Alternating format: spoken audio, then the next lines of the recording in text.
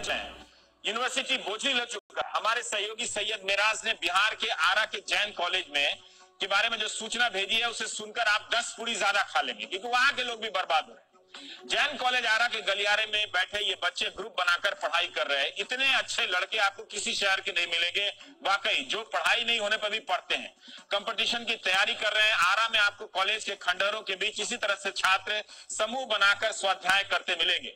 इस तस्वीर को देखकर आप कह सकते हैं कि इनमें पढ़ने की असीम इच्छा है, कोई कमी नहीं, लेकिन इनकी प्रतिभा रेलवे के इम्तिहान पास कर लेने के आगे नहीं जा पाती। अगर इन होनहार छात्रों को मौका मिला होता, योग्य टीचर मिले होते, तो ये क्या क्या नहीं कर सकते थे। सरकारों ने इनके सपने कुचल दिए, इन्हें जाति और धर्म में बांटकर अधमरा कर दिया। 1918 में हरप्रसाद दास जैन ने आदिनाथ ट्रस्ट की स्थापना की और आरा नगर में उच्च शिक्षा के प्रसार हेतु एक महाविद्यालय की बनाने की उनकी इच्छा थी।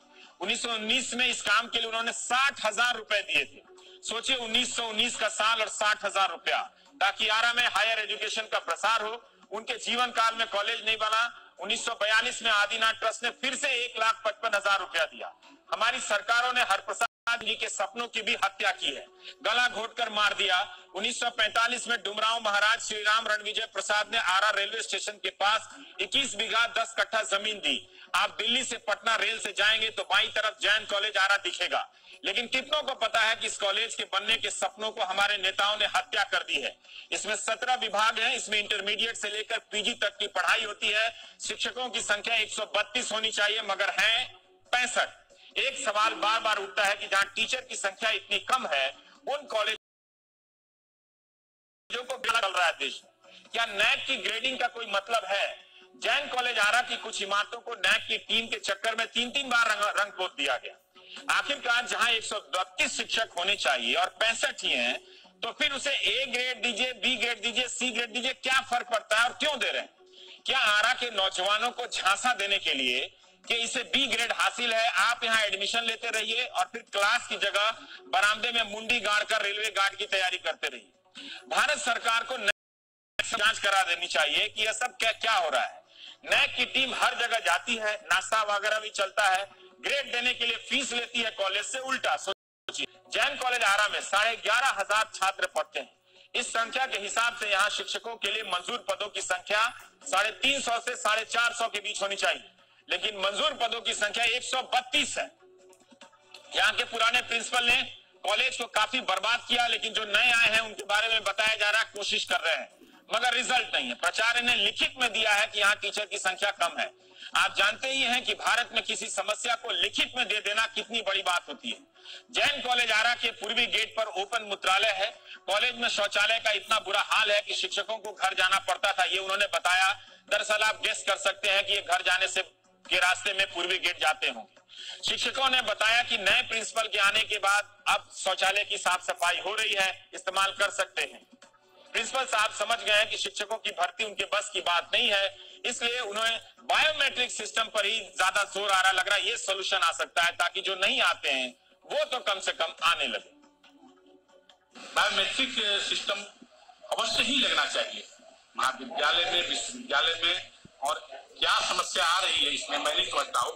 प्रधानाचार्य की मीटिंग में भी हम लोग ने बताया कि नहीं, ये बायोमेट्रिक सिस्टम अतिशीघ्र लागू किया जाए। उसका उपाय है कि सारे टीचर्स, नॉन टीचर्स जो समय आए और उसका रिकॉर्ड रहेगा, तो इसमें जो बहुत सारे यूनियंस जो हैं उनको हड़ताल के समय या आपको लगता है कि आप हड़ताल करेंगे और बाद में उसका एडजस्टमेंट हो जाएगा, तो ऐसे हड़ताल से कर्मचारियों का मनोबल बढ़ता है और वैसे हमारे छात्रों का हित भी प्रभावित होता है और महाविद्यालय का गुणवत्ता भी प्रभावित होता है। महाविद्यालय सही ढंग से चले, इसके लिए पहला महत्वपूर्ण, जैसा कि हमको मालूम है कि भाई चांसलर साहब ने बायोमेट्रिक के लिए मीटिंग किया था प्रधानाचार्यों में, उसमें हम लोग सर्वसम्मति से पास किया था कि नहीं, जो है बायोमेट्रिक सिस्टम लगना चाहिए। समस्या है कि टीचर नहीं है, समाधान है बायोमेट्रिक लाया जा रहा है। मेरे लोग घर के सामने गड्ढा दिखा रहे हैं हिमालय की चोटी। मगध यूनिवर्सिटी से भी पता चला कि बहुत सारे टीचर ऐसे हैं जो दस्तखत करके चले आते हैं, सैलरी लेते हैं मगर क्लास नहीं लेते। ऐसे बहुत सारे टीचर जो राजनीति में चले गए हैं, कॉलेज को बाप का माल समझते हैं, आते हैं लेकिन पढ़ाते नहीं। जैन कॉलेज आरा के शौचालय की एक कहानी पता चली है। यहाँ लड़कियों के लिए शौचालय नहीं है, जबकि यहाँ 5 से 6 हजार लड़कियां पढ़ती हैं। सोचिए, 5 से 6 हजार लड़कियां।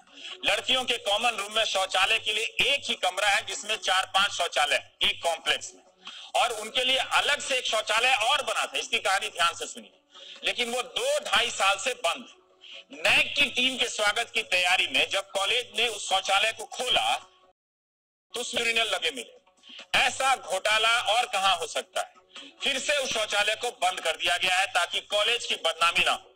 आप सोचिए, 5000 लड़कियों पर कुल 5 शौचालय, जबकि 6 लड़कियों पर 1 शौचालय होना चाहिए। ये गाइडलाइन है। ये भी ना इसका लाइन पता चलता है, ना गाइड पता चलता है, ना बनाने वाला पता चलता है, और 5000 पर 5 शौचालय। क्या इस स्थिति में छात्राएं कॉलेज आती होंगी? केंद्रीय गृह राज्य मंत्री राजकुमार सिंह आरा के ही सांसद, मगर ये समझना होगा कि इस समस्या को 20-25 साल से पाला पोसा जा रहा है। समस्या नहीं है, दुख आज भी इसे दूर नहीं कर रहा। आखिर आरा, जो कि इतना ऊर्जावान शहर है, अपने कॉलेज को क्यों नहीं संभाल सका? फिर आरा जिला घर बा कौन बात के डर बा कहने का क्या मतलब है? उस साहस का क्या फल मिला इस शहर को? महाराजा कॉलेज पहले जट साहब की कोठी के नाम से मशहूर था। गांव के महाराजा कमल सिंह ने अपने पिता की याद में कॉलेज के लिए 25 बीघा जमीन दान में दे दी। कुछ इमारतें रंगी पुती हैं, मगर अंदर से ये कॉलेज भी भारत की उच्च शिक्षा की निम्नतम स्थिति का आदर्श उदाहरण। यहाँ 10,000 छात्र पढ़ते हैं। मैं तो सुनकर हैरान रह गया कि यहाँ इंटर से पीजी तक, ध्यान से सुनिएगा, 10 पूरी और खा लीजिएगा, यहाँ इंटर से पीजी तक इतिहास विषय में 2500 छात्र पढ़ते हैं। एक कॉलेज के बराबर एक सब्जेक्ट में। किसी को पता लगाना चाहिए कि यहाँ इतिहास इतना लोकप्रिय क्यों है। क्या टीचर कमाल के हैं, या फिर छात्रों को पता है कि भविष्य तो बर्बाद हो चुका है, क्यों ना दूसरे का जीते जी इतिहास पढ़ा जाए। 2500 छात्रों को इतिहास पढ़ाने के लिए इस कॉलेज में, पूरे कॉलेज में इंटर से लेकर पीजी तक एक ही परमानेंट टीचर है। इंग्लिश में भी कभी कभी बोलिए। क्या आपको अब भी यूनिवर्सिटी सीरीज बोरिंग लग रही है? यहाँ पर एक स्थायी शिक्षक के भरोसे इंटर से पीजी के 2500 छात्र इतिहास पढ़ रहे हैं। इस देश में बीरबल की खिचड़ी और ताजमहल का विवाद नहीं चलेगा तो किस देश में चलेगा? 3 अस्थायी शिक्षक है जिन्हें वेतन नहीं मिलता है, ये भी अलग कहानी। 1997 से इन अस्थायी शिक्षकों को पैसा नहीं मिल रहा। यह सब सुनते हुए आपको क्या लग रहा है? आप नया इंडिया में हैं या गया इंडिया में? 1997 से किसी को पैसा ना मिले तो वो क्यों पढ़ाए या क्या पढ़ाता होगा? क्या सिस्टम ने नौकरी की उम्मीद देकर इंसान से इंसान होने का हक छीन लिया है? 750 छात्र फिजिक्स ऑनर्स में और 4 टीचर हैं। क्या यह सब देख सुनकर आपका कलेजा नहीं फटता कि 2500 छात्रों पर एक टीचर? महाराजा कॉलेज में सिर्फ 82 पद मंजूर है, मगर 37 ही हैं। छात्रों की संख्या के हिसाब से देखेंगे तो यहाँ शिक्षकों के मंजूर पदों की संख्या 300 से 400 होनी चाहिए। घर घर में जो पीएचडी बैठे हैं, इनमें से जो काबिल है, हर पीएचडी काबिल नहीं है, बहुत सारे फ्रॉड भी हैं, उनको नौकरी मिल सकती है, मगर मंजूर पदों में भी घपला है। आप इस छात्र को सुनिए और सोचिए कि हमारी यूनिवर्सिटी सिस्टम ने नौजवानों की क्या हालत कर दी है। हमारे यहाँ हिस्ट्री में कोई भी बुनियादी सुविधा नहीं है, न स्मार्ट क्लास है, न हमारे यहाँ लैब में कुछ सुविधा है। क्लास तो डेली चलता है, लेकिन हमारे कॉलेज में अपना डिपार्टमेंट नहीं है। हम लोग का क्लास चलता है और कोई फिजिक्स का टीचर आता है और बोलता है कि आप यहाँ से क्लास हटाइए, हम लोग का एग्जाम देना है, तो मेरा क्लास उसी समय सस्पेंड हो जाता है। और हम लोग जब प्रिंसिपल से बोलते हैं तो बोलते हैं कि डिपार्टमेंट प्रोफेशनल कुछ है, ऐसे ही चलता है, क्लास चलने दीजिए।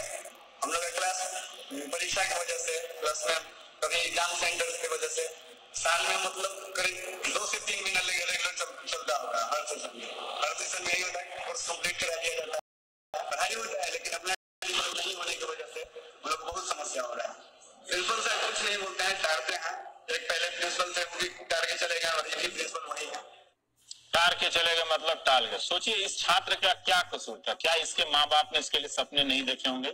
आप अखबार पढ़िए, टीवी देखिए, दिन भर 300 साल पुराना मुद्दा चल रहा है। आगे का 300 साल का भविष्य बर्बाद होना है, इस पर कोई बात नहीं कर रहा।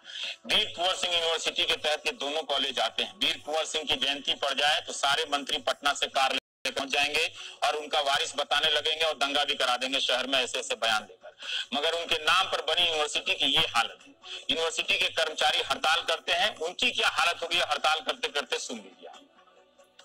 दिवाली छठ सब खत्म हो गया, लेकिन हम लोग को तनख्वाह नहीं मिला। एपीएल से बीपीएल कुछ नहीं आगे कब मिलेगा इसका भी कोई नहीं है, जो मिलेगा कि नहीं मिलेगा। सरकार का अभाव में परेशानी से सामना करना पड़ रहा है। स्कूल ट्यूशन फीस सारा चीज दूध दही सब आके बोलता है। लोग कर्मचारी कह रहे हैं कि वो एपीएल से बीपीएल में चले गए हैं। सरकारों ने तौजु कर दिया। कोई नेता उच्च शिक्षा पर बहस नहीं करना चाहता, क्योंकि अब ये ठीक नहीं हो सकता। कर्मचारियों की मांगे 3 सूत्री से शुरू होकर 11 सूत्री और सूत्री चली गई। धरने मियादी से बेमियादी होकर बेअसर हो गए। लोकतंत्र में लोक की दुर्दशा की प्रयोगशाला का नाम है ये यूनिवर्सिटी। ब्रेक के बाद हम अजमेर के सेंट्रल यूनिवर्सिटी की बात करेंगे और उसके बाद पैराडाइज पेपर्स की भी बात करेंगे।